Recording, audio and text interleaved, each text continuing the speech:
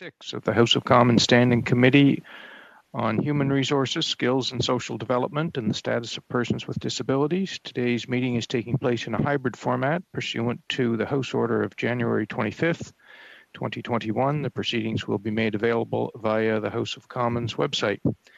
Pursuant to Standing Order 108 Sub 2 and the motion adopted by the committee on Wednesday, October 28th, 2020, the committee will resume its study of the review of the Employment Insurance Program. I'd like to welcome our witnesses to begin our discussion with 5 minutes of opening remarks, followed by questions. We're pleased to have with us here today the Honourable Carla Qualtrough, Minister of Employment, Workforce Development and Disability Inclusion. And from the Department of Employment and Social Development, Graham Flack, Deputy Minister, Laurie McDonald, Senior Associate Deputy Minister and Chief Operating Officer for Service Canada, Cliff Groen, Senior Assistant Deputy Minister, Benefits and Integrated Services Branch of Service Canada, Alicia Ram, Associate Assistant Deputy Minister, Skills and Employment Branch. I'm going to dispense with all of the other preliminaries because we have an experienced group of parliamentarians here to pose the questions and an experienced group of witnesses to answer them. So we'll get right to it. Welcome back to the committee, Minister Qualtrough. You have the floor for 5 minutes. Well, thank you, Mr. Chair, and thank you, committee members, for inviting me to join you today. I'd like to acknowledge that I am joining you from the traditional territory of the Tsawwassen and Musqueam First Nations. Je tiens d'abord.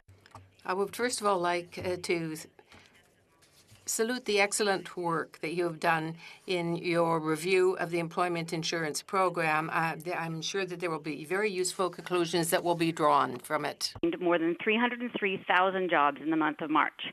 This brings the national unemployment rate down to 7.5%, the lowest since the start of the pandemic.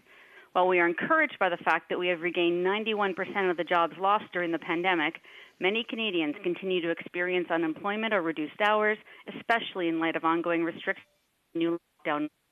I note in particular the challenges being faced by young people and women. Over the last year, the COVID-19 pandemic has revealed how the EI program has not kept up with the way Canadians work, nor has it been agile enough to respond to emerging labour market trends. We also saw the shortcomings of EI as a response to the pandemic.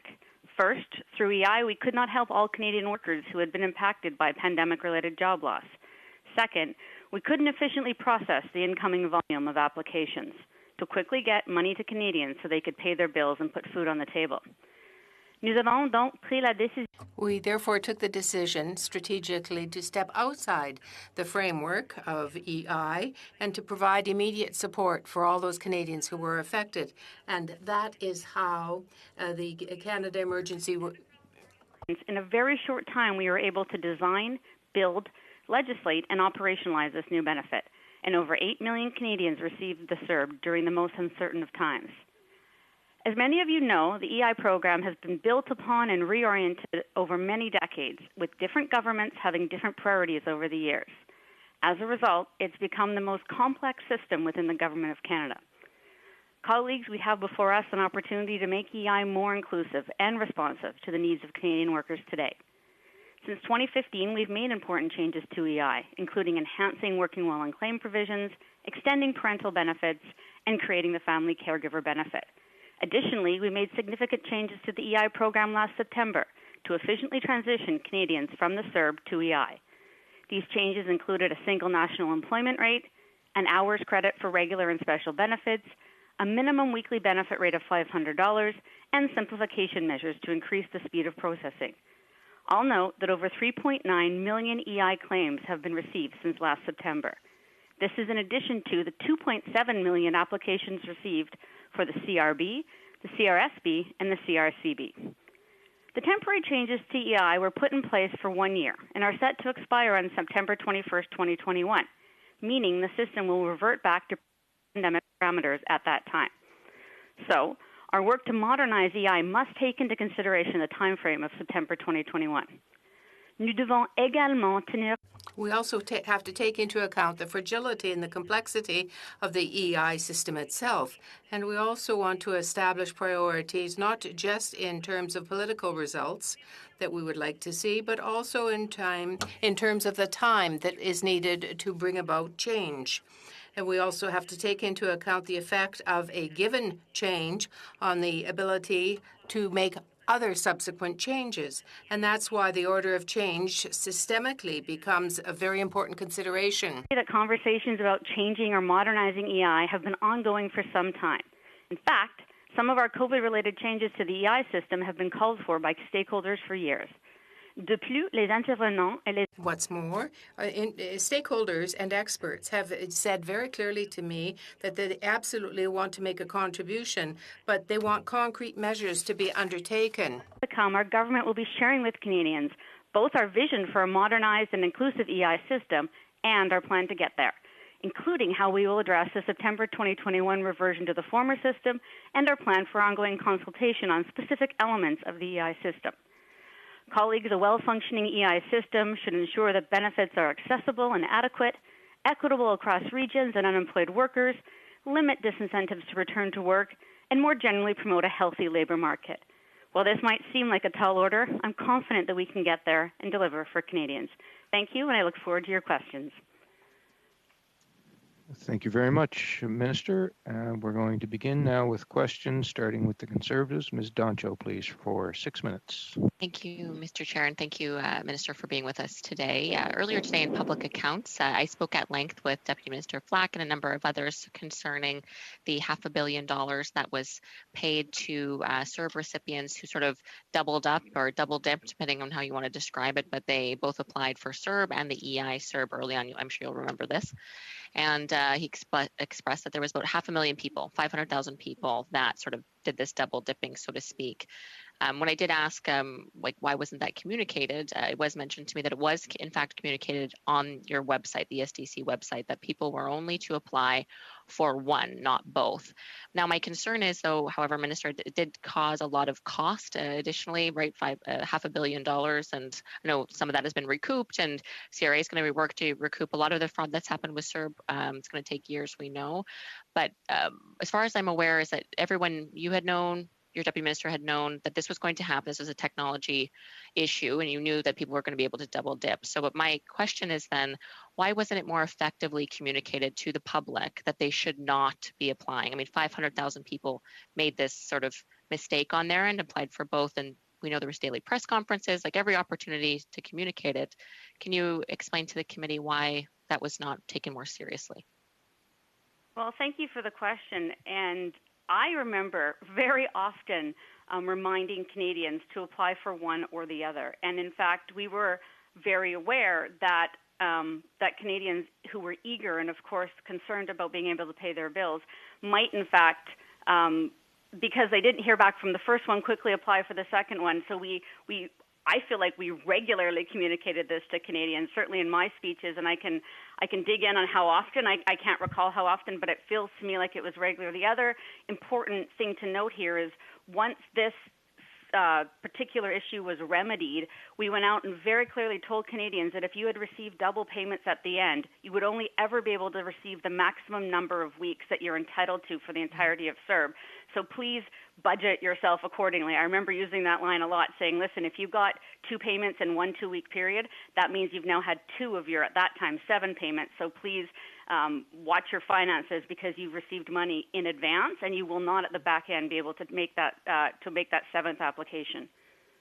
Yeah, thank you for that. And I know that at Christmas time, those letters were sent out to folks who sort of wrongly received some money, and then those letters were then your government said, don't worry about it. So there's kind of been a bit of a communication issue ongoing. I recognize it's an emergency situation and that tensions are high. Public service is working very hard. But I think the fact that 500,000 people sort of did this double dipping would would stand to show that the communication was clearly not communicated effectively enough, I would say, but I'll leave it there. I would like to ask you about the review of CERB. We know that the CRA has committed by December 2021 to provide a fulsome review on CERB, and I know that your department was the lead department on CERB. Now, Deputy Minister Flack assured me that you are doing a fulsome review, but he wasn't able to commit to a date like CRA has. He said that it would be made public, which I appreciated, but can you commit to a date like CRA has on that review? Thank you. I'm hesitant to do that now. When we're also looking at a second Auditor General report of the CERB, so we're trying to be efficient in the way we respond to these different reviews, but I can assure you it will in fact be fulsome and will be done necessarily in with CRA because we work so interdepartmentally for this benefit. But as soon as we have a date that's concrete, I will share that with you. Okay, I appreciate that. And he did mention that the student benefit would be included in that. Are you planning to include the failed Canada Student Service Benefit and the We Charity in that review? Well, the CSSG was not within my area of responsibility, so our review will be focused on the CERB. Is it not correct to say that it was under Minister Chagger? I understand that she is the lead, but it was performed and initiated under ESDC. So if ESDC is doing the CERB review and this student benefit review, is ESDC not conducting a review of the failed student service benefit with the We Charity? Good question. I think that with 4 and maybe 5, counting Minister Chagger ministers, Graham's in a better position to advise what other reviews are happening of ESDC programs that were outside of my responsibility. Mr. Flack? We're reviewing, in the review that the Auditor General called for, we're reviewing all of the benefits that went to individuals. So that would be the CERB, the student benefit. We don't have plans to do a review at this point, although we may through our audit and evaluation program of the other programs, which were not direct benefits to individuals. Okay, so at this time, Employment Services Canada, ESDC, has not committed to doing a review of the situation with the failed student service benefit and the We Charity. No review has been planned for that? We would typically review programs that have a go-forward nature to them in our audit and evaluation plan. So that would be programs that will continue going forward, which this isn't one of, or in the case of the benefits, to prepare for future crisis, we're looking at the benefits paid to individuals. That's what we've scoped in currently. Okay. If I could recommend just with my last 10 seconds that you do strongly consider doing a review of that process, given the fiasco that it was and that goes without saying. Given the scandal, I think a review is warranted. Thank you. Thank you, Mr. Chair. Thank you, Ms. Doncho. Ms. Young, please, for 6 minutes. Thank you very much, Mr. Chair, and thank you, Minister Qualtrough, for joining our committee today to discuss the many areas covered by your department. And as you said, COVID has really laid bare concerns that some employees are going to work sick because they live in a province that doesn't support paid sick leave. But as a federal government, we are offering income support for Ontario workers who are unable to work because they are sick, the Canada Recovery Sickness Benefit. Can you tell us more about this program and who can access these benefits? Well, thanks for the question. Absolutely. It's a really important benefit that every working Canadian has access to if they have been advised to self-isolate, if they're sick with COVID, if they're in quarantine. They have access now to up to 4 weeks of sickness benefits at $500 a week, where they have lost more than 50% of their employment during a week. Mr. Chairman? Mr. Chair? Unfortunately, that we have to say this and do this, but the interpreters have indicated that it was not possible for the moment to interpret the minister. So I please would like to be able to hear what the minister is saying in translation. Yes, of course, Ms. Chabot. Unfortunately, we have received a notice that would be impossible to provide interpretation services. Should I repeat in French, perhaps? Yeah, I could repeat the same thing in French, and I'll certainly do my best. One moment, please, Madam Minister. It's not really your role. All right, Madam Clerk, just in terms of the interpretation, is there any adjustments that we can make with the minister's equipment to make this better, or is it? Can we just take a pause for the interpretation to intervene at this point? How best to proceed here? We have done another test already. It will do our best. We can take a quick pause should the community choose to do so. We could do another test, but we've tried multiple avenues right now. We're not too sure if we can improve the quality just to ensure that the interpreters get the best quality. We've done as much as we can with the telephone at this point in time, but we can do another test. Well, let's do what we can to make it work. Do you want me to talk then?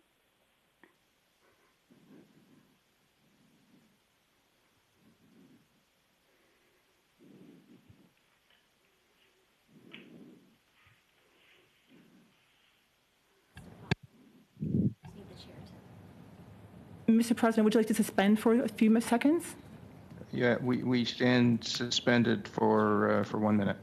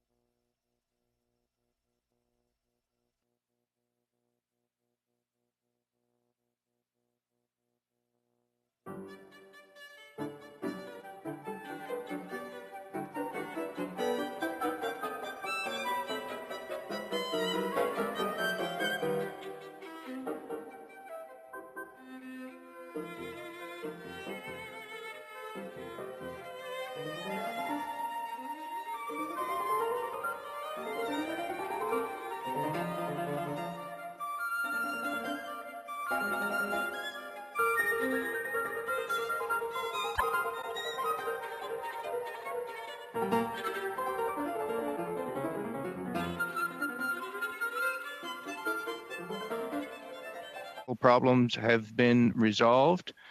The question has been posed by Ms. Young. She has 5 minutes remaining. If you could repeat your answer, Madam Minister, and we're off. You have the floor. Thank you very much, Chair.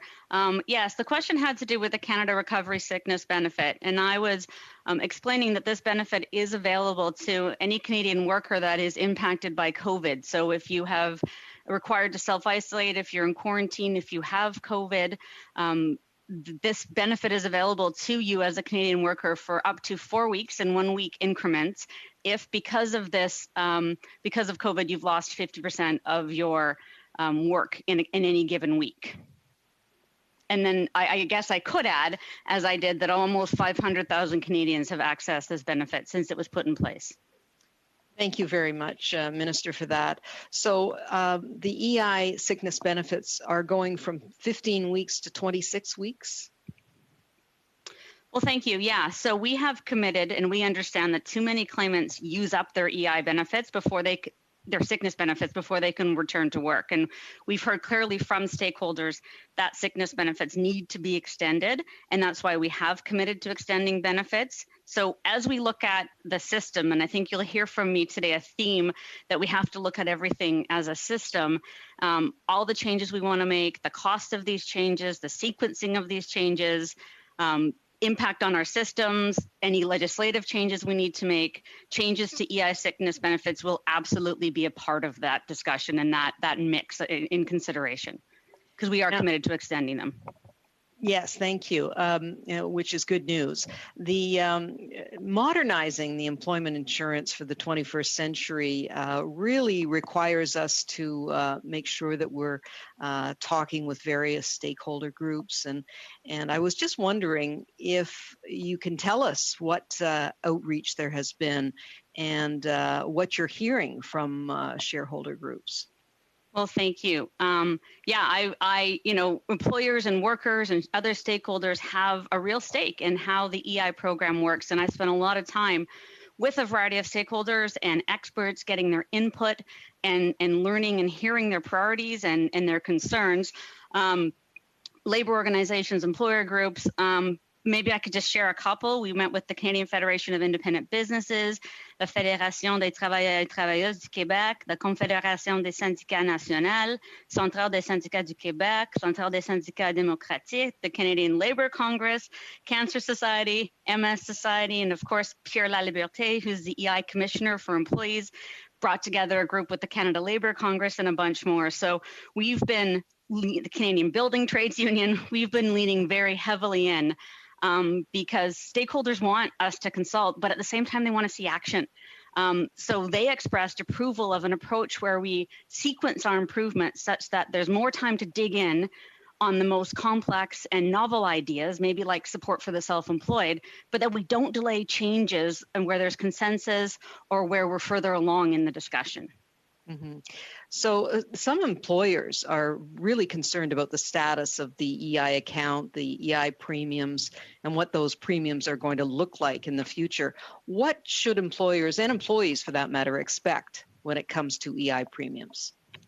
Good question. So throughout the crisis, we've been very sensitive to not overburdening the EI account, which we know could ultimately result in increased premiums, and employers and workers and employers and workers bearing the cost of the pandemic. And that's why, first of all, we made a decision to not impose the cost of the CERB for EI eligible Canadians on the EI account, so to credit the EI account. And in fact, the EI senior actuary actually revised the forecast for the account to reflect this.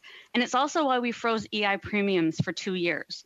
And it's why stakeholder outreach is so important, because we heard firsthand, for example, from the CFIB that they had this concerns. And so they're very aware of big ideas can sometimes come with big ticket prices. Chair, how much time would I have left? About 40 seconds. Oh, okay. The fact that this is going to revert back in September 2021, when do you think we'll have some clear indication of what will happen after that? Well, as I said in my opening remarks, in the kind of weeks and months to come, we're going to lay that vision for a modernized EI out for Canadians. Of course, we all know on Monday there's a very important budget that will be dropping, and it would be a bit of a career-limiting move if I scooped my boss or our Deputy Prime Minister. So I'll leave it to them to share with Canada what is happening then, but we absolutely have to have some decisions in place, at least for what happens to the changes that were made by the end of September, sooner rather than later. And I think Graham and Cliff can talk about the timing we need from a systems point of view, but we need months to make those changes. Thank you very much, and thank you for your patience. Thank you, Ms. Young. Madame Chabot pour... Madame Chabot, 6 minutes. Thank you very much, Chair. Thank you, Minister, for being here with us today. The motion that was passed by our committee to deal with the reform of employment insurance, we are moving on it, and we wanted to have you come here as our guest to hear our questions. And I have to thank you yet again for your availability. Yeah, and I would like to have a copy of your speech, if possible. In the speech that you made, your opening remarks, you did say that in the coming weeks, you would be looking at elements of change that could be put in place, at least by the 26th or the 22nd of September, when there would be a reversion to the status to what was beforehand.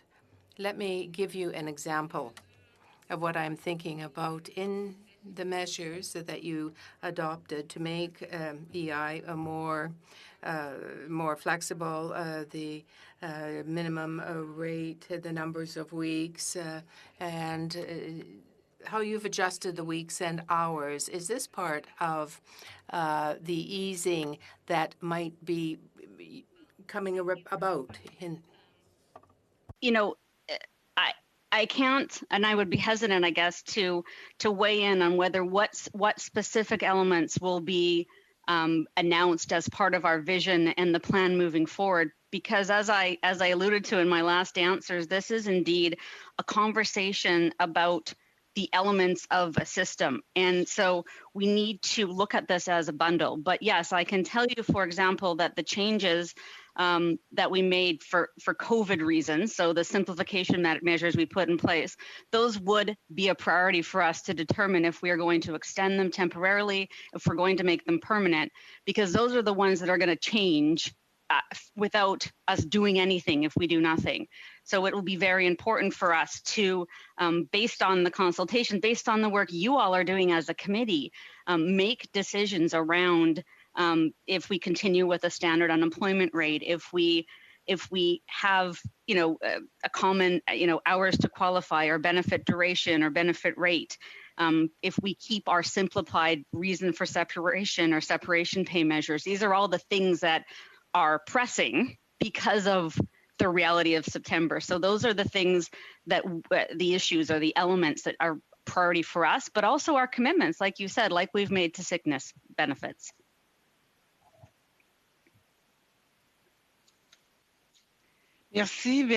Thank you.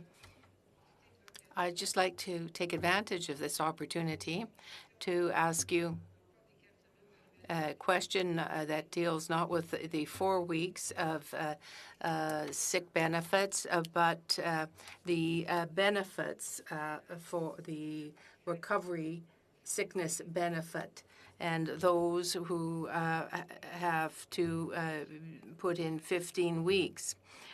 Each of us know people, whether they're our constituents, our relatives, our friends, for whom really 15 weeks isn't enough. They have chronic chronic illnesses. They have conditions that go well beyond the 15 weeks. The figure of 50 weeks comes to mind. Would you look favorably on 50 weeks? As I've said, I completely agree and understand how important support for Canadians is if they have to leave for reasons of sickness, and that too many claimants use up their EI sickness benefits before they can return to work, and have immense respect for the will of Parliament. So, coupled with that we have heard clearly from stakeholders that sickness benefits need to be extended. So we are committed to extending sickness benefits, and as we look, as I said, at the entire system, to all of the changes that we want to make, and being conscious, as was alluded to in other questions, of the cost to the EI operating account of all of these changes, how we sequence them, that's when we'll be more comfortable committing to exact numbers.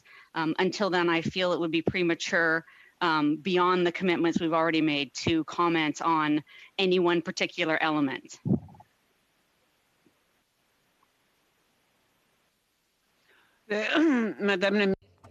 Thank you so much, Minister. But do you think, is 50 weeks part of your commitment? The costs can be identified. They are costs that are within the realm of the possible with both the employees and the employer. 15 weeks is one figure, but 50 weeks, are you going to say yes to 50 weeks? From stakeholders that we need to increase the number of weeks. I have heard full disclosure from stakeholders that would like us to go beyond 26 weeks. So as we look at the system and modernizing the entire system, I am not leaving anything off the table, but again, feel like I'm not able, as you can appreciate, to make that commitment today. Thank you, Minister. Merci, Madame Chabot. Thank you, Madame Chabot. For 6 minutes. Thank you so much, Chair. And it's nice to see you again, Minister.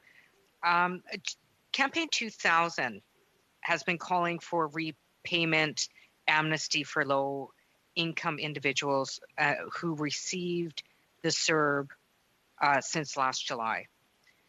The recommendation was submitted to this committee, and most recently, a parliamentary petition was launched. They are calling for a human rights-based approach towards all who have access to emergency benefits in order to cover basic expenses at the time of heightened need. We know that the cost, for example, for families that were living on EIA who have children increased just because kids were at home all day, for example, food costs, hydro costs, water costs, for example. These recommendations call specifically for repayment amnesty based on annual total income and family size, and for an end to calls for penalization for anyone who received CERB and is now deemed ineligible. I think you've been clear in prior committees that, when the CERB rolled out, instructions weren't clear. And I think your government has demonstrated that in terms of rolling back some of the penalties it's already discussed. Is your government willing to provide CERB repayment amnesty for low-income individuals who receive the CERB, including youth aging out of care? Well, thank you for the question. It greatly concerns me how the extent to which this continues to be such a difficult time for so many people. And we've tried, as we've rolled out the CERB, to be responses, to course correct when we've been able to, or when we've been advised that there were things we could be doing better. And for example, when we decided to allow self-employed workers who applied for CERB using their gross income because of our messaging, but right now, our focus is getting everybody eligible and making sure and helping people file their taxes so that they aren't in a position of having to repay. But if they do have to repay, it has to do it now. No one has to pay taxes on CERB for a year. And we really want to work with Canadians who need to make repayments in a way that is flexible. Just in all fairness, Minister, we know, for those living in poverty, even having a $10 expense repayment a month right now is too much for those that are already living well below the poverty line. So that's why I'm asking, sorry, if I can finish my question, Minister, knowing that, and knowing that even during COVID, in terms of ensuring public health and safety is ensuring people can stay sheltered and can frequently wash their hands. Why is your government okay with willfully pushing low-income individuals into even deeper levels of poverty by not granting low-income CERB repayment amnesty? Well, as I said, no one has to make a repayment now, and there will not be any penalties or interest for anyone who erred in good faith.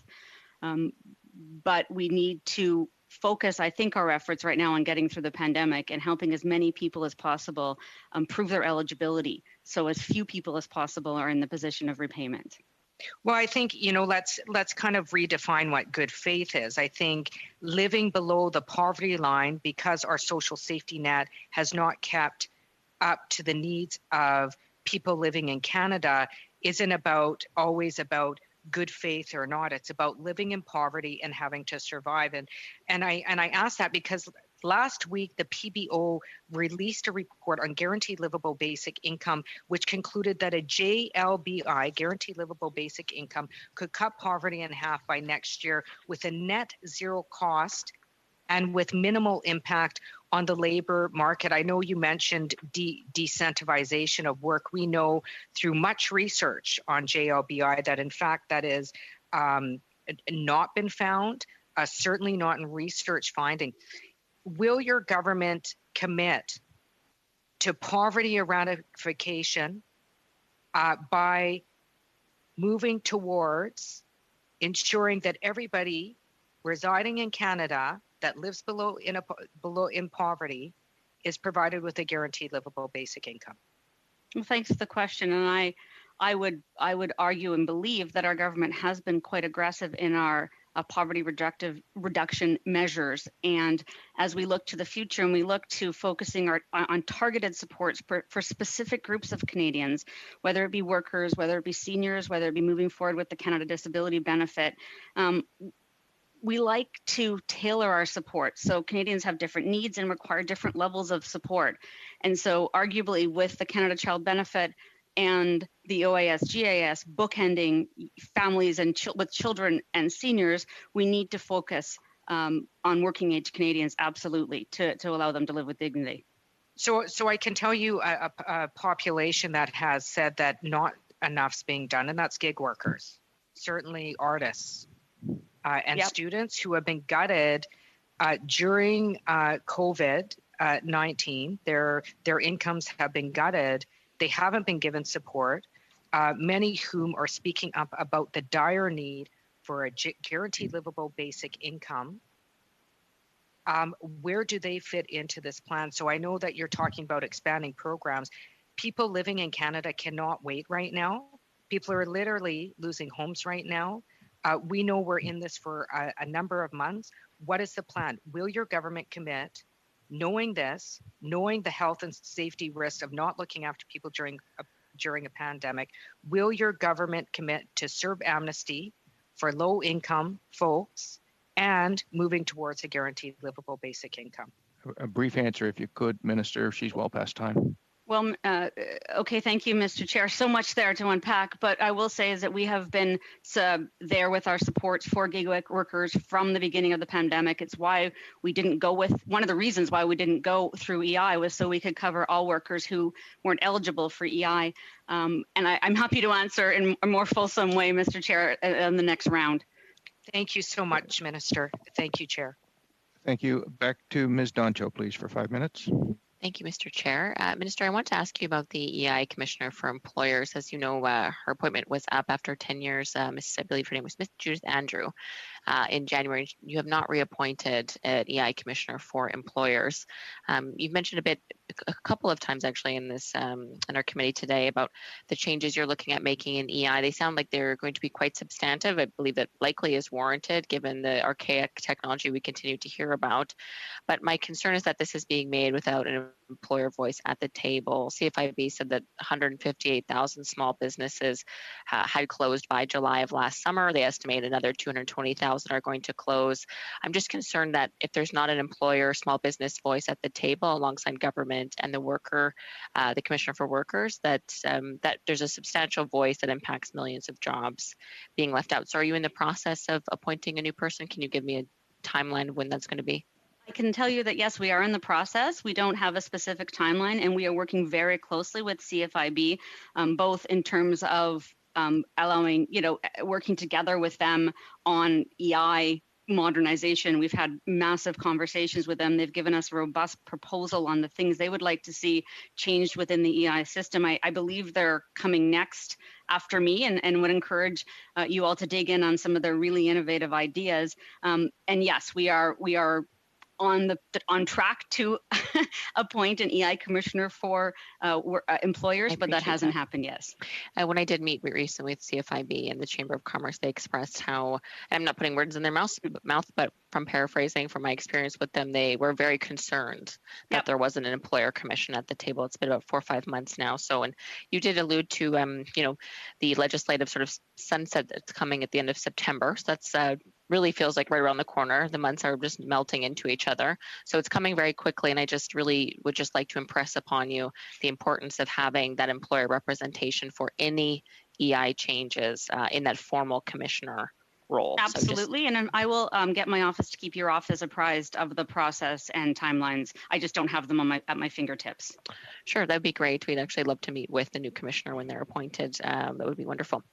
I did also want to ask you about mandatory EI contributions. If you're considering it all this mandatory EI contributions for sole proprietors, you had just alluded to earlier in the meeting today about support for self-employed. Is this something that's on the table for you, mandatory EI contributions for the self-employed?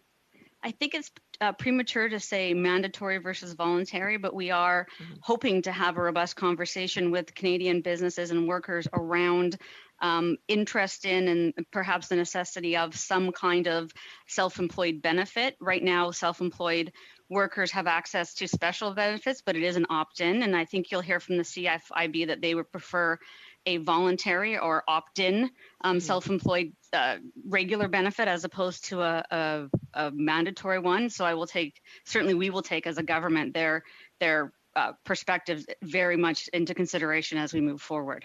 Mm-hmm. Yeah, and when we met with them, and we've met with a number of other groups, and even at the committee, I believe when we met with the Associated Designers of Canada representing artists, they said we do not want a mandatory EI contribution for our sole proprietors. That was something they were quite adamant about, and I know that we've met with other, even just in my riding, I have a lot of women entrepreneurs that are that have small businesses on the side, and the idea that they would have to pay into EI in a mandatory basis, which is just quite concerning. So I just wanted, but it sounds like it's not off the table, but it's not something you're leaning into. Is that a fair? It is something we're looking at, but as Graham can tell you, as we've looked around the world to see other countries and the success rate of doing this kind of benefit, it's been challenging because it doesn't have the natural checks and balance in the system that you would have when you've got employers and workers putting it in together. So very cautiously, I suppose I would characterize as the way we're moving on with these conversations, but nothing is at all decided on this. This is one of the things, as I mentioned, that will require significant expert advice and consultation before we land on anything. Mm-hmm. Can you share with the committee any groups that you've discussed this with, any sort of sole proprietor or self-employed groups that provided any feedback on this consideration? The CFIB for sure. Who else? Sorry, I'm just looking down my list of stakeholders here. I'd say they're the main ones. We've talked to nonprofits like the Canadian Cancer Society, and they've advised us of, we've heard from maybe not necessarily groups, but the CFIB is very, very clear in their advice and their concern about making this mandatory. And so like I said, I'm heeding that warning very, very much so. Thank you, Minister. Thank you, Chair. Thank you, Ms. Doncho. Next, Mr. Long, please, for 5 minutes. Thank you, Chair. Good afternoon to my colleagues. And Minister, it's wonderful to have you back. Again, I just certainly want to commend you for your openness, availability, and transparency. It's great. My first question is about EI and training support. A few meetings back, Minister, we heard from Hassan Youssef, President of the CLC, Canadian Labour Council, about the intersection between EI and training support programs. One of the recommendations that he had for the committee was to open up and expand the Skills Boost initiative, which lets unemployed workers use their EI benefit while getting training.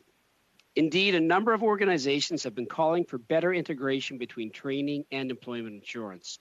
We see that all the time. Not only is our government committed to modernizing EI for the 21st century, but making the largest training investment in Canadian history. Minister, can you share your thoughts on how you see training and skills development interact with a modernized, revamped EI system? Well, thank you for the question. In my humble opinion, EI and training are inseparable. So, in fact, access to training for unemployed workers was one of the reasons for the transition from the CERB to EI last September, because unemployed workers could then have access through EI to the training. EI has the tools to help support and connect Canadians to the types of employment and training supports provided by our provincial and territorial counterparts and help them get reconnected to the labor market. So, of course, as we look forward, to the future of EI, we have to look at ways to improve access to training to really ensure this. And it'll play a crucial role as we transition workers and respond to the changing nature of work. And additionally, that even if we make EI available to more workers, there will be workers who would benefit from training who won't be within the EI system, and we need to get to those workers as well. Thank you for that. Another question for you, Minister. Many workers and stakeholders are excited about our government's commitment to modernize unemployment insurance. However, some employers are concerned about the status of the EI account, the EI premiums, and what those EI premiums may look like 2 years from now. How were EI premiums and the EI account taken into consideration during our response to COVID-19? Well, thank you. We were really sensitive from the beginning to not overburden the EI account. Mm-hmm. And that's why we decided to credit the EI account with the costs associated with the CERB for EI eligible Canadians. And so the EI account will not bear the cost of the decision to help a broad array of workers during COVID. And in fact, as you said, we froze EI premiums for the next 2 years. We're looking to see how we're very conscious, as I said, about the cost of any changes and how that would impact the EI account and the impact that would have at EI premiums. And we will not make a decision on any particular element or any aspect of change without really understanding the impact that could or might have on premiums and the EI operating account. You can't prudently and responsibly make a decision on EI without thinking of that particular aspect. Okay, perfect. Thank you. I just want to close off with the seasonal workers pilot project. A majority of seasonal workers tend to have their working season throughout the summer. And as you know, most summer seasons were negatively impacted by the pandemic. We certainly had many, many calls here in my constituency office. How did our government support measures in response to COVID-19 help workers in seasonal industries? And what plan does our government have moving forward for them? Good question. So really early into the pandemic, we heard concerns from Canadians who work in seasonal employment that their EI was soon going to be running out. But because of COVID, they didn't have any employment to look to. So we ensured that the eligibility criteria for CERB included those who had recently exhausted EI, regular or fishing benefits. Right. And we also worked to ensure that these workers weren't left behind without support once the transition off of CERB happened, by either them being able to access EI because they got the hours credit, or by them being able to access the Canada Recovery Benefit. So really, even for I'm thinking also of what we did for self-employed fishers, whose income may have been impacted by COVID-19. We extended the eligibility criteria so they could use insurable income from the same season in either 2018 or 2019, whatever was beneficial to them. So we extended the seasonal pilot project, of course, which was due to expire in May of 2020. And we are looking to see how we can make it better, make it permanent, and make it more available to more seasonal workers. Thank you, Minister. Thank you, Chair. Thank you, Mr. Long. Madame Chabot. 2.5 minutes, Madame Chabot. Thank you very much, Mr. Long. I'm going to continue on in the same vein as your last question. Minister, if we are looking to reform EI, we have to take a look at the black hole, the qualifying weeks, where the black hole that exists for the seasonal workers. There are industries like in the fishery, in the forestry industry, and in tourism. We know where there are these periods where there's nothing there for these workers. It's a complete vacuum. There's a consensus that something has to be done with respect to this qualifying period. What can you do for these seasonal workers? Thank you. Question. We know how important the seasonal worker pilot is and what a difference the 5 weeks makes to bridge the gap between when benefits end and when their season resumes. So we're looking, and to me, this is just one more example of how many different scenarios need to be considered as we make any changes in EI, because we really want to make sure we're there for seasonal workers. So j'ai bien entendu votre... I certainly have heard. It's very important to me that any future EI system addresses the trou noir and make sure that seasonal workers, where appropriate, and I think, that's a really important conversation we need to have, get extended benefits and what that looks like. And I want to hear from experts and from you all in your committee on what possible changes you would recommend. Merci. Thank you. There's another issue, as you know, and in fact, you said so in your opening remarks. There are flaws, there are gaps in the system, and there are many workers who can't access the system. I've spoken to young people and to women who can't because of their work. These are young people that work in atypical jobs 1 or 2 days a week, and therefore it's very difficult for them to qualify for EI if you compare them to their male co-workers who are in exactly the same situation. But in our opinion, this is something that must be corrected in the reform. What do you think about it? Very briefly, please, Minister. Tout à fait d'accord. I quite agree. I'm very aware that too many workers don't have access to EI.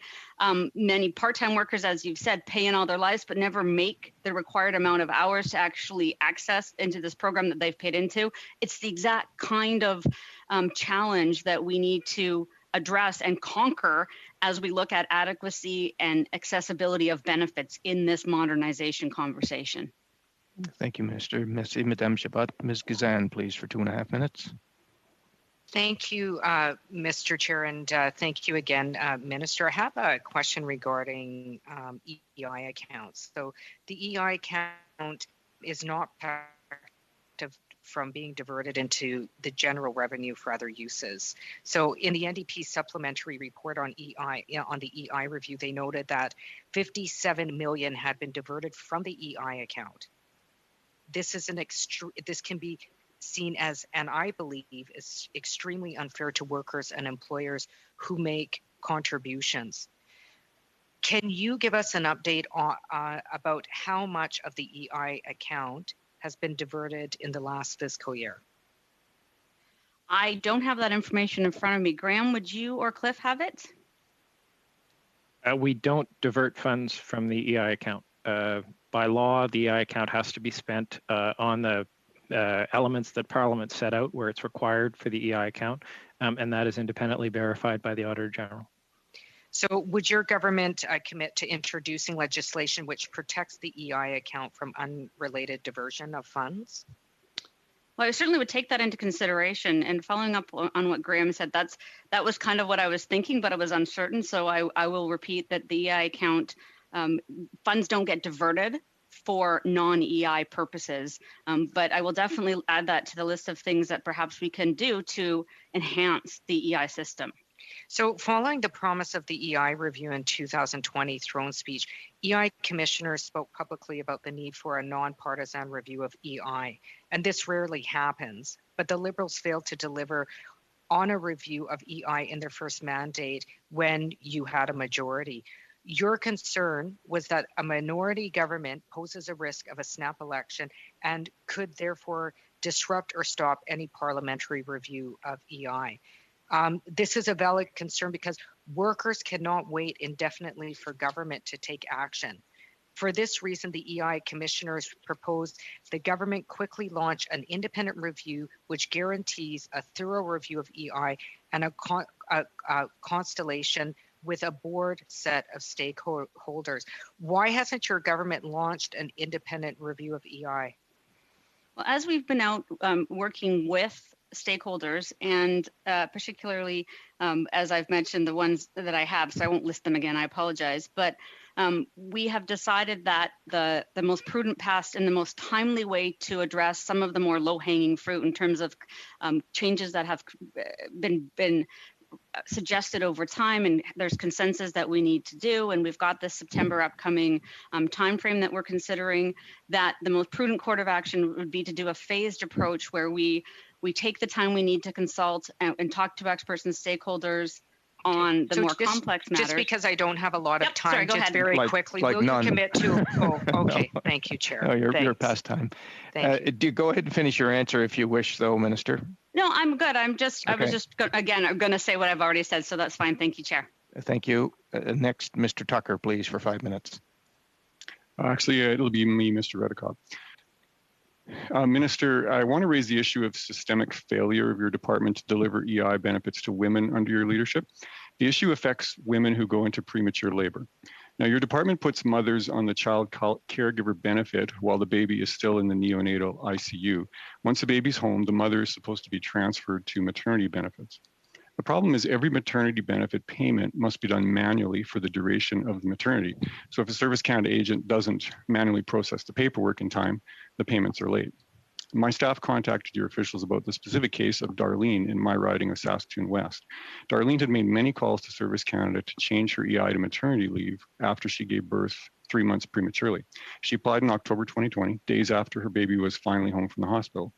And Service Canada promptly cut her off and told her it would take 3 months for the maternity benefits to kick in. My office had to intervene multiple times with your officials, and she is getting money now, but even just a month ago, she called about having another problem. So, Minister, is this systemic failure to deny women maternity benefits official Liberal government policy, or simply lack of ministerial leadership by you to help women? Well, it's neither. Quite frankly, we are absolutely committed to making sure every worker has access to every single dollar they're entitled to under their benefits. And we know the disproportionate impact that this pandemic has had on women. And if Darlene and I sympathize incredibly with her circumstances, and please don't hesitate in the future to bring her to email me directly to ensure that we can deal with this. That's an unacceptable delay. And Service Canada has been extremely taxed, but that's not an excuse. And part of our benefits modernization initiative and part of our modernization of the program is to deal exactly with those kinds of systemic challenges that are built into these antiquated systems that are not a reflection of policy, but a reflection of clunky and delivery and implementation. But it is 100% our policy of this government that we will support women workers. So is this specific problem then being addressed? Is it being fixed? I don't know. Do you mean Darlene's particular circumstances, no, I mean or more the within the IT systems? The problem of the premature birth. Oh, okay, yes. And I'll get Cliff to answer that because that's a systems question.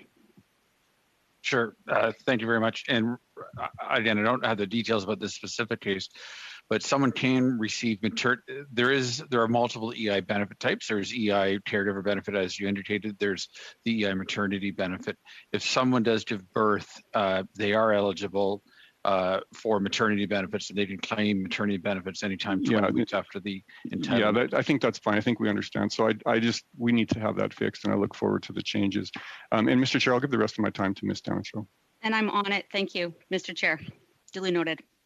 Mr. Chair, can you just tell me how much time I have? 2 minutes. Thank you. Minister, I'm just wanting to follow up again on this EI CRB issue. I brought this up to you before, and I know a colleague of mine in the Conservative Caucus asked you this question on Tuesday. And just to recap, there seems to be folks who have an open EI file or claim are not able to get the CRB, but they aren't eligible either for EI. So they're kind of stuck and they're not able to get any support. I believe I mentioned to you last time, there's that young couple in Winnipeg having their first baby, spending hours on the phone with CRA. There was no solution for them at the time. There's thousands of people across Canada, CRA confirmed to me, that are experiencing this. I was happy to hear from Mr. Groen this morning in committee that there seems to be a process in place. But I know on Tuesday you mentioned it was your top priority. So I'm not sure if it's ongoing or if there is a solution. Now, can you clarify? It is, yeah. So we've put together a tiger team between Service Canada and Canada Revenue Agency. And of course, you understand the underlying need to make sure people aren't getting two benefits at once. And that's why that's where this all begins. But it's actually twofold, as I understand it. It's depending on whether the individual is applying for the caregiving or sickness benefit or the recovery benefit. There's different things the different systems that come in.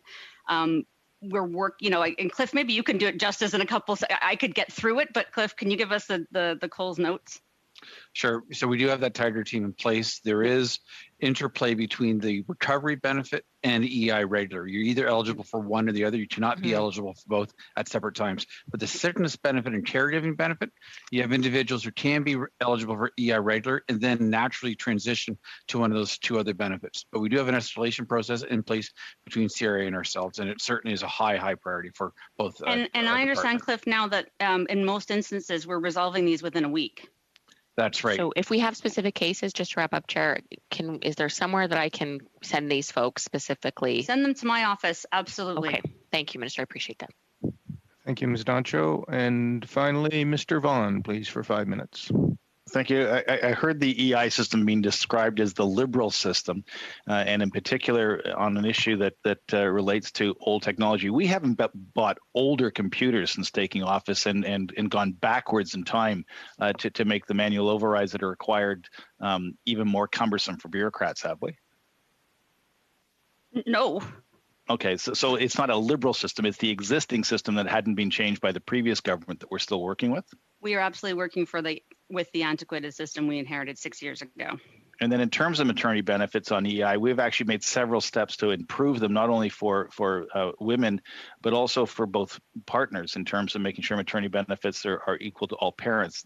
Those changes have been done without affecting rates going up or without affecting continuity of service.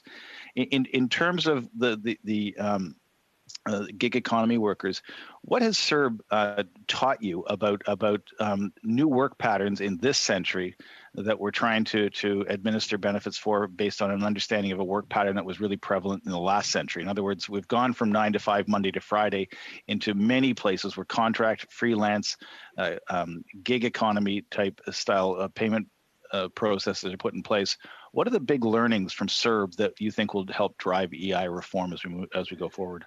Well, thank you. Just a whole bunch of learnings, whether it be in terms of really understanding the systemic capacity that you have to work with, because there's no option for failure, to a broad understanding of, as I said in my speech, that EI really hasn't kept up with the way people work, emerging trends, how work is organized, how employment is structured, how the lines between employed and self-employed have been blurred, how the labor market has changed, how people are, we have less percentage of working age Canadians. We have Canadians working older, and so we have more Canadians with disability requirements than working Canadians, with disability requirements.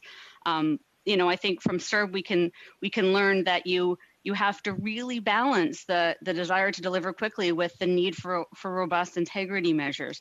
I could, maybe I'll just write the report because there's a lot of things we've learned from CERB. That being said, to fine tune and make the EI system more granular, to work on a day-to-day basis as opposed to a week-to-week basis, to make it respond to the complexity of the existence that Canadians have in the work environment, whether it's maternity combined with gig, combined with seasonal employment, all of these things require a very, very complex computer system.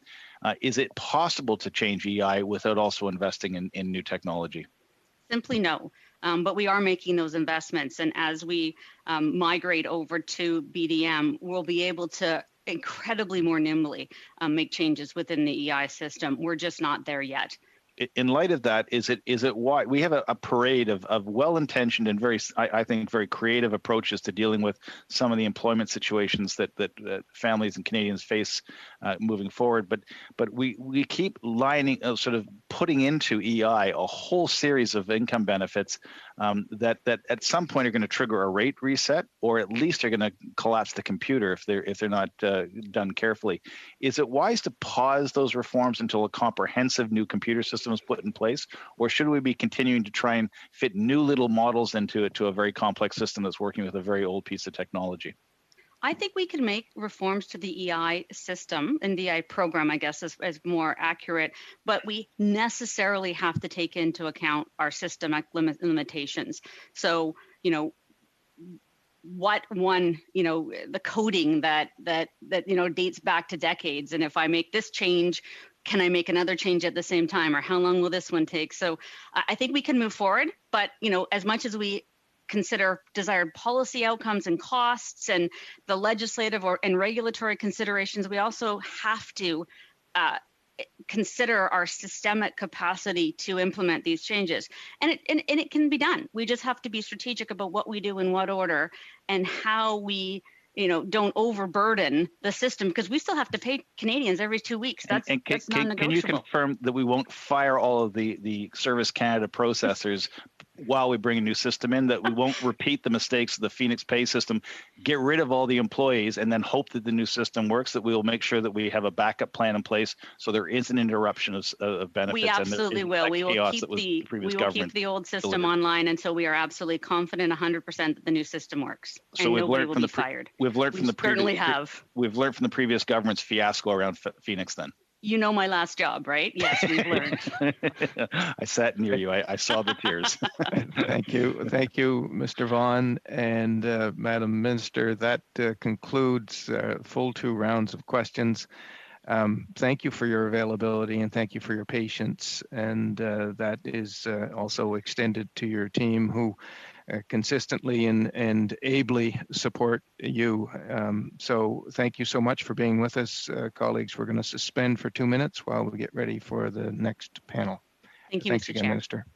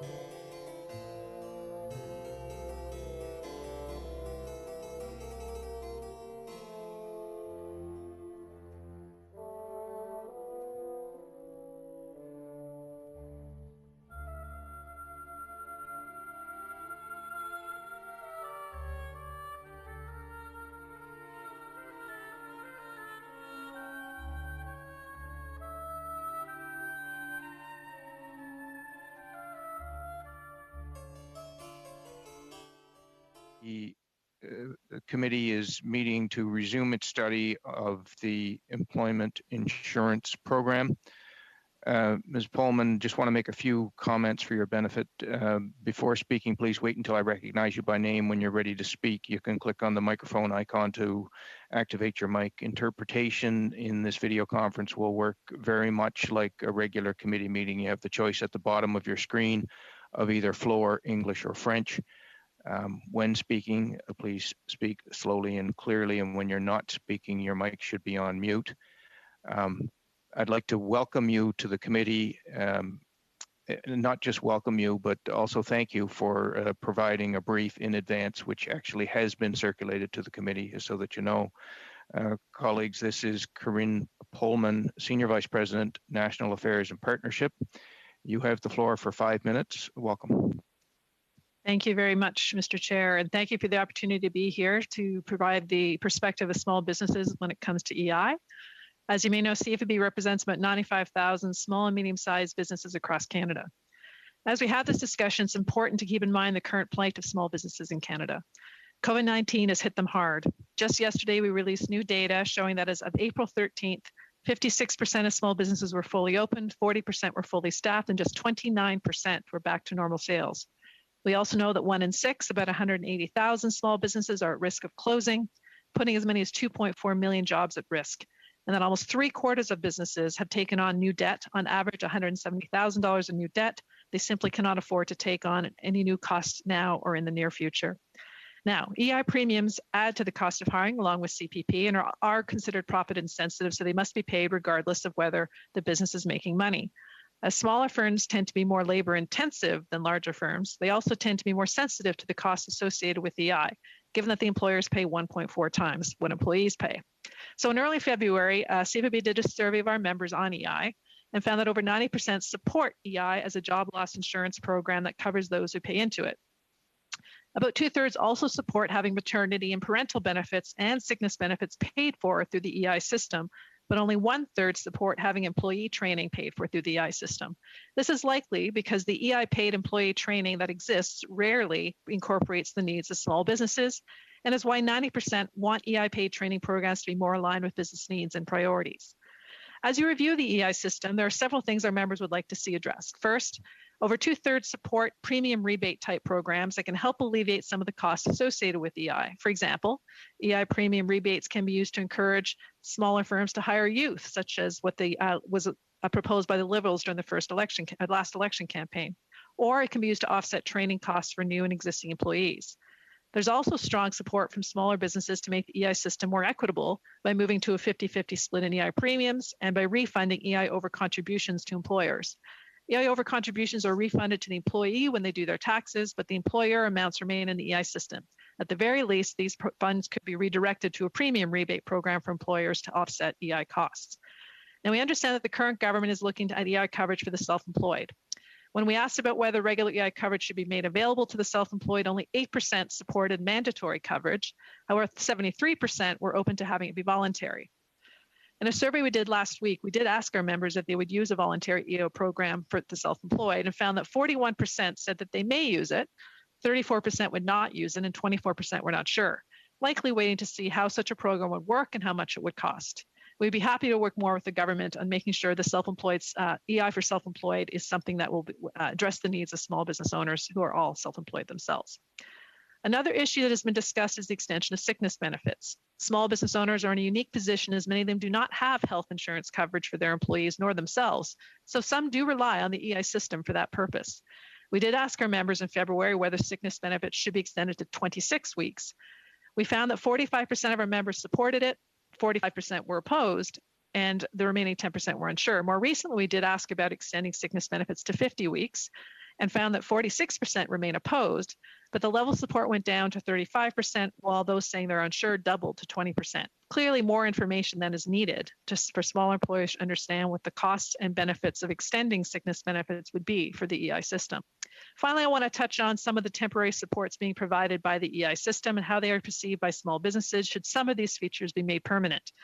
Like the extension of the sickness benefit, Our members were fairly split about increasing the minimum amount of time workers can access EI regular benefits, increasing the replacement rate to more than 55%, and making a COVID-related sick days policy a $500 per week for 2 weeks, now 4, paid for through the EI system. However, the one COVID-related measure that was strongly opposed by 3/4 of small businesses was permanently providing a minimum of $500 per week, regardless of the amount previously earned by the worker. This is likely because many see this approach as a disincentive for some to return to work. In fact, 43% of small business owners said they had difficulty retaining and or hiring people because they suspected they would rather collect EI or other COVID-related income supports. This went up to 64% among those in the hospitality industry. During pre-pandemic times, only about 17% felt it was difficult to attract workers as they suspected they would rather stay on EI. So it's important that any permanent changes to the EI benefits not make anyone better off than if they were working. Now, all the details I share can be found in our new report, which was released today, but it's also part of the submission that's already been circulated to all of you. But I would like to leave you with one last recommendation. Now is not the time to be making permanent changes to the EI system. Many small businesses are struggling and are singularly focused on finding ways to keep their business solvent, to retain their own livelihoods and that of their employees. Should permanent changes be contemplated, then the vast majority of our members ask that there be full consultation with workers and employers that include a detailed cost analysis. As the funders of the EI system, employers and employees deserve to be fully informed of the costs and benefits of any proposals and be given lots of opportunity to provide input. Thank you, and I look forward to your questions. Thank you very much, Ms. Pullman. Madam Clerk, are we able to hear from Ms. Nord, or shall we move to questions? We spoke with Ms. Nord. We can try one more time, but we may have to invite her back for another meeting, but let's try again. Okay. Yes, hello, good afternoon. Is this any better now? Unfortunately, it's not. It's the same thing. We may have to re-invite you for another meeting later on, if that's agreeable. Ms. Nord, we'll be in touch. We do want to hear from you, but we need to do it in such a way that everyone can hear and understand in both languages. So thanks for your patience, and sorry it wasn't in the cards today. We do hope that we will get you back before the study concludes. Thank you. Ms. Doncho, please, for 6 minutes. Thank you, Mr. Chair, and thank you, Ms. Nord, for doing your best to try. Hopefully we see her again soon. So, Ms. Pullman, it's just great to see you again, and thank you for taking many meetings with me and sort of sharing with me the difficulties that small businesses in Canada are facing. I just want to share back to you some of the things that you said in your opening remarks. So you mentioned that CFIB, the Canadian Federation for Independent Business for Canada, represents 95,000 small businesses in Canada. Is that correct? That is correct, yes. And what is the average size of the small businesses that you represent? Probably around 12 to 14 employees, so it's on the smaller end. Mm-hmm. So those are sort of the corner store, restaurant, boutiques, tech boutiques, things like that, like the smaller, or the services, just various technological services, or plumbers and construction companies, little sort of mom and pop shops. Is that about accurate? Yeah, and pretty much every type of we have members in every sector of the economy across the country. For sure. So it can be anything from your mom and pop Main Street to your manufacturing or even high tech firm, all of which are members of CFIB. Yes. Right. So 95,000 members, the bulk of which about 12 to 14 employees. Is it fair to say that a lot of the people businesses that you represent are new immigrant businesses, or businesses that are owned by women? Is that fair to say? Yeah, we certainly have both of those among our membership as well. So yes, it's a very good cross-section of the business population as we have it in Canada today.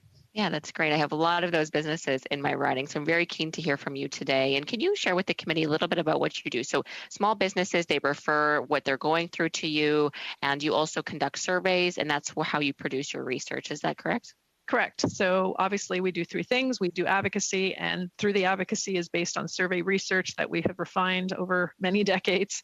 Mm-hmm. We are celebrating 50 years this year. So we have a full research team that vets every survey that goes out and does all the cleanup and makes sure that the information that we put out publicly is put out in a valid and clean and credible way. Right, and I know that you have a stellar reputation in Canada with small businesses. I've heard this in Winnipeg. In fact, 73% of Manitobans are employed in the private sector. 73% in the private sector are employed by small businesses. So it's a huge employer in Manitoba, a very critical industry, our small business industries. But I did want to ask you about something that happened earlier today in Public Accounts Committee. The NDP Member of Parliament, Matthew Green, said that your research was dubious.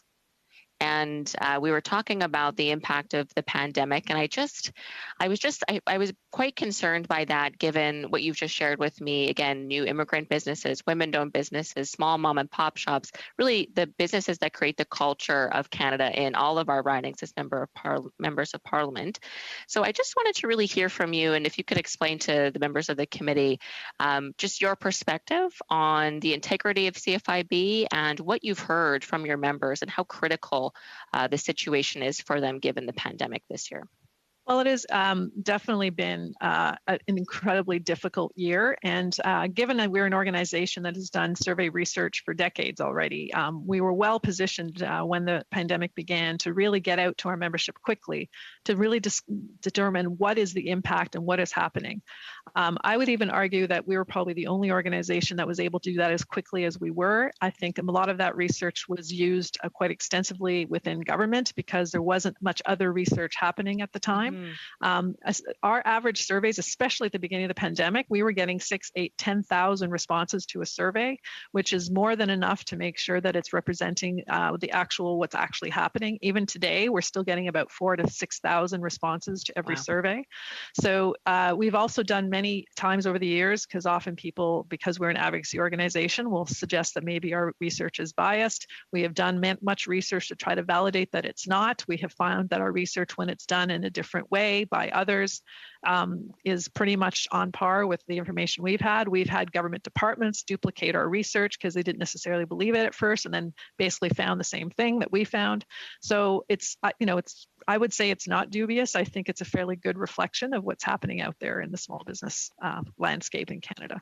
Yeah, and I think to your point in your opening remarks as well, you'll have to correct me on the exact number, but approximately 200,000 small businesses are at risk of closure, and that's over 2 million jobs. And I've heard even up to 3 million jobs could be lost in 220,000 small businesses. So can you just share with the committee sort of what we're facing if we don't get our economy back on track, what you're hearing from your membership or the small businesses that you represent?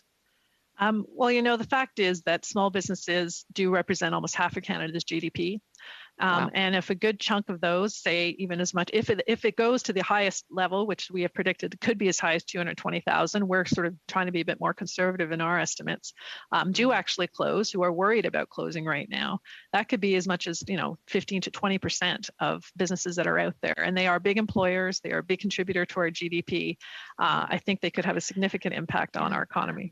And I know when I was putting myself through university, I worked at numerous small businesses. So that was critical to my success in getting through university, all the soft skills I learned. And I'm concerned very much of what this means for the future if small businesses go down to a greater degree than they already have. Yes, as we all should be. They're not only important to our economic outlook, they're very important to job creation, and they're really important for our landscape in every community across this country. They are what make us, every community in this country, unique. Well said. Thank you. Thank you, Mr. Chair.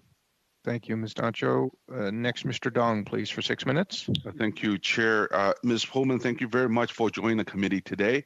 Your perspective obviously is very important to the study that's in front of us.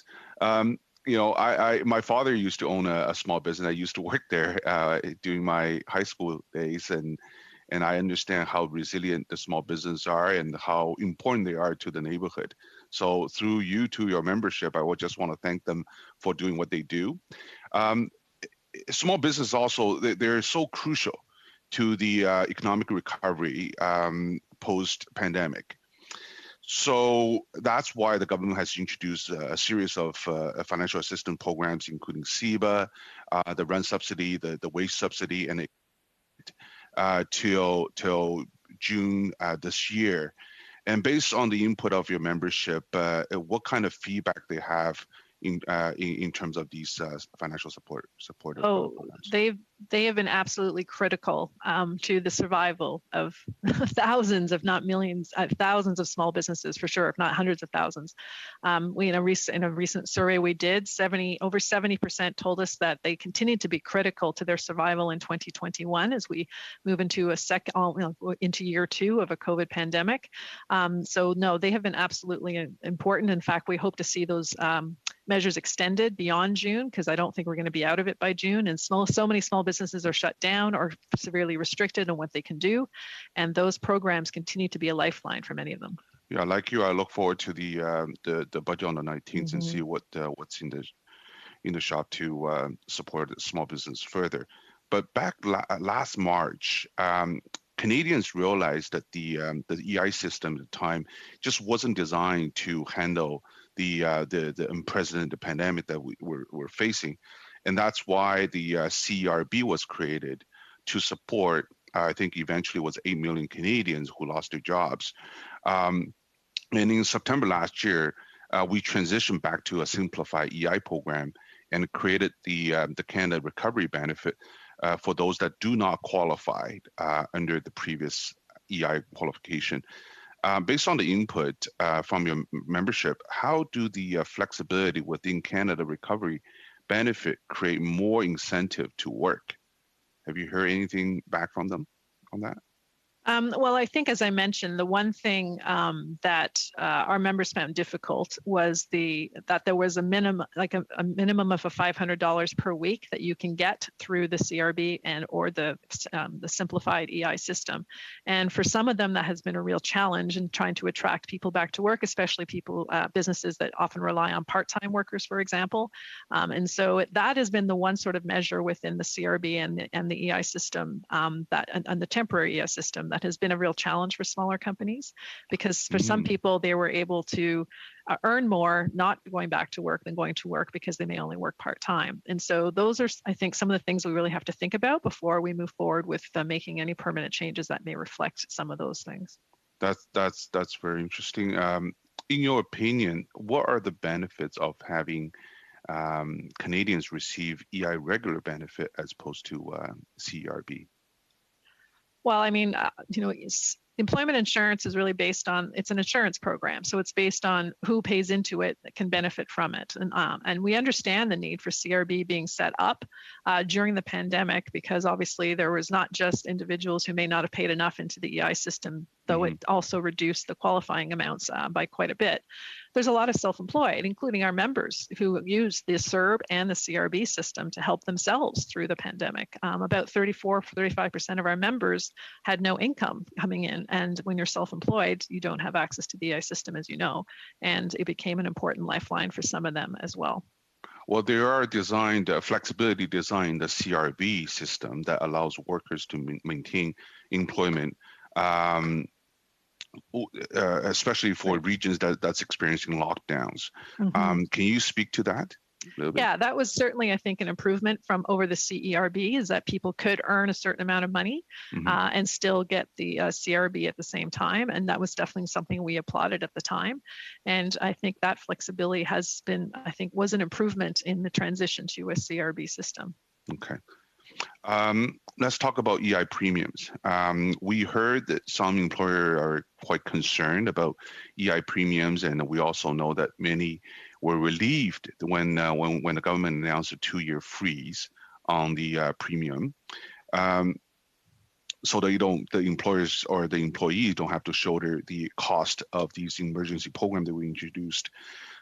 Could you share with the committee some of the concerns that you have heard from your membership in regards to that EI premium, and particularly in the context of the modernized EI system? Yes. So as I mentioned, smaller businesses in particular are much more labor intensive than larger businesses. So they're much more sensitive to changes in payroll taxes like EI and CPP. And so there is a lot of concern about what will happen to EI once the freeze is removed. And I think, there's a lot of, again, people are happy that there is a freeze in place right now, because to increase the cost of hiring at this point in time is the last thing we should be doing. But I think there is a lot of concern about how the EI system is going to pay for all the temporary measures that were put in place starting last September. I mean, we've certainly suggested that that potentially also be taken out of the EI system and not paid for by employers and employees, given that these temporary structures were put in place to deal with the pandemic. It wasn't the employer that forced these people to be, forced these folks to leave their jobs. And so that, that's the unknown right now, is what's going to happen with sort of the extra costs that have been accumulated since last September. And if that's going to be put onto the EI system, that's going to be a lot of new costs that are imposed on small businesses. I don't have much time, but I was going to ask another question. Yeah. Okay. You have Thank you exactly very much. none. Thank you. Suite, Madame. 6 minutes, Madame Chabot. Madame Chabot, 6 minutes. Hello, and thank you very much for being here with us today at committee. I would like to welcome the Canadian Federation of Independent Business. As a member, I've had a lot of opportunity to work with Madame Martine Hébert of the CFIB, where we've had social dialogue talking about labor conditions, because that's very important. But I have a question. I read your brief and I looked at your recommendations. If you here in the committee to reform and modernize EI, if we have this committee, it's because we saw the need for modernization, that there were things that had to be corrected, that should be put in place, that the government should put in place, aside from the crisis measures on an exceptional basis. It would be difficult to well, what we want to have is to have a more inclusive employment insurance system for those who use it. So given all this, what measures do you see that would improve the system, the program? So certainly, I think there is a lot to look at when it comes to modernizing the employment insurance system. Something I think that our members are not opposed to doing. I think the issue right now is that many of these changes that may be looked at or being proposed, it's unclear exactly what the implications would be. I think there's a lot of openness, as I mentioned, where our members are very split on things such as expanding sickness benefits. They're very much split on, increasing the amount of the rate at which, the 55%. I can't remember what it's called right now. That was required, that the amount that you get in terms of EI. Benefits.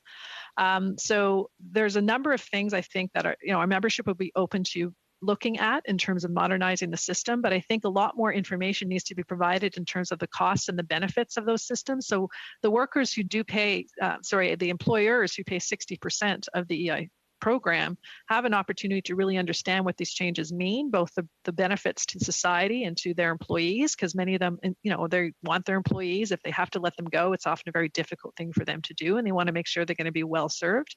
But at the same time, what those costs are going to be, because ultimately they're going to have to pay 60% of that, and they want to make sure that there's a proper balance and an opportunity to provide input. So I think those are some of the things that we need to look at first. There are a few things, of course, we'd like to see for employers themselves. They would like to see a bit more equity around, who pays the premiums. I think from a small business, it's a big hit for them to take. So a more even split, or even some way to allow smaller businesses to maybe pay only 1.2 times more, and up to a certain threshold that goes to 1.4 times more. So we have lots of ideas there to sort of look at how we can make the EI system more palatable and easier for smaller businesses to understand, especially or to use, especially if we start to make other adjustments to the EI system that may end up increasing the cost of it.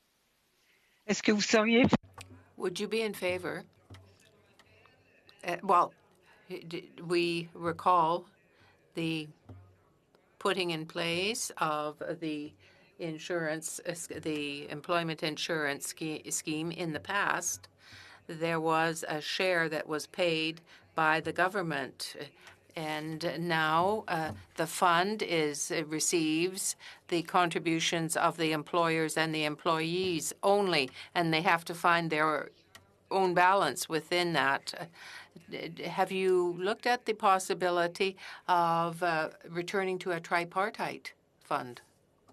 It is certainly something that we have looked at, and we've even asked our members about. Again, they're sort of split on that. I think partly because if government takes 20% back like they once did, that's still going to come out of their taxes or in some other form. So it's just a sort of shifting, I think, of responsibilities. But I do think if it's something, if the EI system is going to be one that goes beyond just a job insurance program, and, it already is to some degree in terms of being, providing parental benefits, providing caregiver benefits, if we're going to keep adding more to that, then I think there is a good argument to be made that perhaps government should be providing some portion of should be supporting some portion of the EI system if it continues to sort of go beyond its original mandate of just being a job insurance program.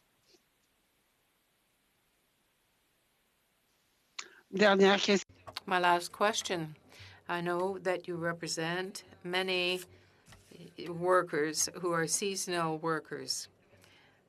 That seasonal worker is a sector of the industries that includes tourism, forests, fisheries, and so on. And there is this period of the waiting period, the black hole that we talk about before they can qualify. Can you do something what would you say that could be done to improve the conditions for seasonal workers? It's an interesting question because we often look at that from a seasonal employer perspective. And we've heard often from seasonal employers that, they really want to hold on to those people and not have them get other jobs in between because they've been trained, they're well known to the company, they want to make sure, but they can't keep them all year round because the business is only really functioning for, say, 6 months of the year. So it's a challenging one for sure. And I think, we've spoken to seasonal employers in the past, and many have told us that, in order for them to able to retain those employees throughout the year, they would be willing to pay a bit more for EI, for example, like make it more of an experience rated type of program, like most other insurance programs are, so that the more you use it, the more you'll be able to pay. And that's from the employer perspective. So there may be some other solutions we can look at in those particular areas where seasonal workers are an important component of that community and to that employer. And so if we can do that, maybe there's ways that we can be more creative about making sure that those employees are there when they're needed. But obviously we want to make sure that it's fair to everybody, including the EI system as well. Thank you, Ms. Bowman. Merci, Madame Chabot. And our last set of questions will be posed by Ms. Gazan, please, for 6 minutes. Thank you so much, Chair. My riding of Winnipeg Centre, the heart and soul of it is small businesses. I'm a huge supporter of local small businesses. I think it's what really makes Winnipeg Centre vibrant. And I think we actually even have some of the best restaurants and chefs in the country, award-winning chefs. Food Network, just check it out, Deer and Almond. So I'm very proud of our businesses. One of the frustrations I've had is watching this current government give billions and billions of dollars to corporations, where small businesses in my riding are struggling to stay afloat. Literally talking about if there's another lockdown, they don't think that they're going to make it. This will destroy our community. And we know that small businesses are the largest employer in the world, not just in Canada. Do you feel that the help that has been given to small businesses during the pandemic so far, is it sufficient?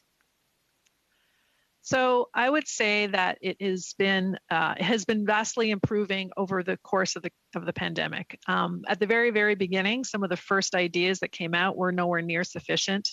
Thankfully, through lots of feedback and advocacy work, and not just from us, but from many others as well, the government did pivot and start putting out programs that were quite a bit more generous. I would say that the wage subsidy program and the Canada Emergency Business Account program have both been very important to many small business owners, and their reason is and has helped many of them sort of get through the really difficult times.